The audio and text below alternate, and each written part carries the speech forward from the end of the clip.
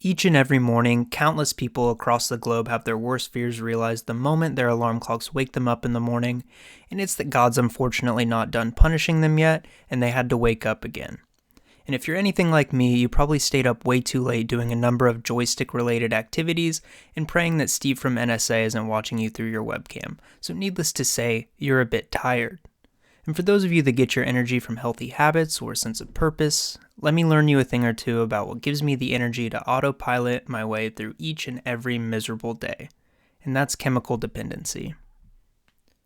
According to the first two links on a Google search, coffee ranks in the top 3 most popular drinks in the world, only behind tea and beer. And if you haven't personally had coffee, you might think, wow, to be number 3, coffee must taste really great. And that's where you couldn't be more wrong. These top 3 drinks are a testament to how people prioritize the way something makes them feel and not what it tastes like. Tea tastes like a ficus. Beer tastes like piss. And while tea is just warm leaf soup, it's generally calming and gives you a boost of energy without sacrificing focus. And beer, while it does taste like a golden shower, drinking it may give you the confidence to actually go out and get one. And although coffee tastes like dirt, it also contains the world's most popular and socially acceptable psychoactive drug, caffeine. And I know it's pretty weak to call caffeine a drug, but according to Webster and Dr. Bailey, it is.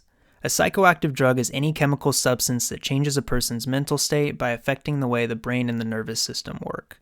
These chemicals can affect people in a number of ways. They can affect mood, perception, consciousness, cognition, or behavior. So if you're wondering which actual drugs are psychoactive, it's basically like reading off the menu at any music festival. You have alcohol, nicotine, marijuana, cocaine, crack cocaine, meth, roofies, Xanax, ecstasy, MDMA, LSD, peyote, ephedrine, heroin, fentanyl, Percocet, Molly Percocet, codeine, morphine, hydrocodone, oxycodone, Adderall, ketamine, PCP, and that's just what was in Tiger Woods' system when he got his DUI. The caffeine in coffee acts as a central nervous system stimulant, so it makes people feel more awake and alert, and that's why when you're at work and your boss catches you browsing Reddit, you can at least have the wherewithal to click over to a blank Excel spreadsheet. This pick-me-up is the reason Americans consume 400 million cups of coffee every single day, and it's estimated that there's 450 billion cups consumed worldwide each and every year. So while coffee tastes terrible, it really capitalizes on the fact that 85% of Americans hate their jobs, and the other 15% are stay-at-home moms that need a little pick-me-up to make 11 a.m. Pilates. So once life and mornings have beaten you into the ground so hard that you too need your fix, you have to decide, where am I going to get my coffee? Luckily for you, you have options. Home coffee makers like Keurig's make getting a piping hot cup of life as easy as 1, 2, 3, 5. Another option you have is to pick up coffee at a coffee shop. But this comes with its own set of issues. First, you have to choose between a local coffee shop or being normal and feeding the corporate animal that is Starbucks. Either way, people are going to say you're overpaying for what you get.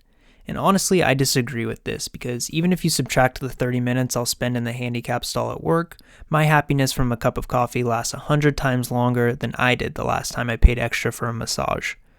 One negative thing about coffee shops is you'll probably have to deal with a line because they're always filled with people pretending to study and pirating the Wi-Fi.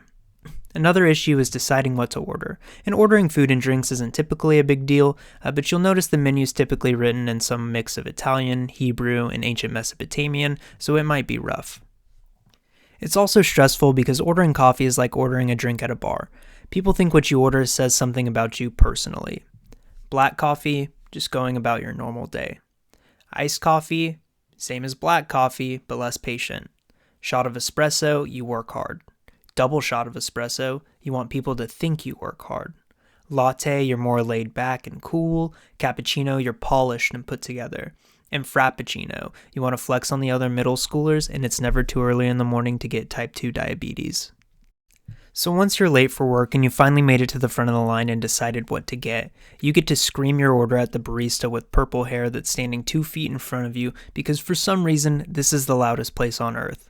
She'll ask you a bunch of follow-up questions that you won't know the answer to, but don't worry, it's like the SAT.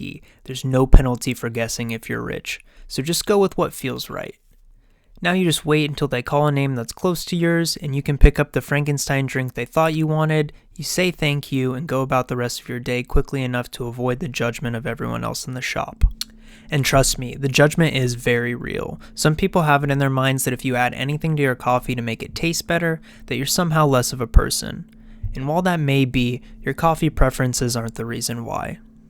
And unfortunately, judgment from Joe experts doesn't stop at what you add to your coffee, and in fact, a recent survey ranks coffee number 4 on the list of most pretentious and annoying things to be an expert on.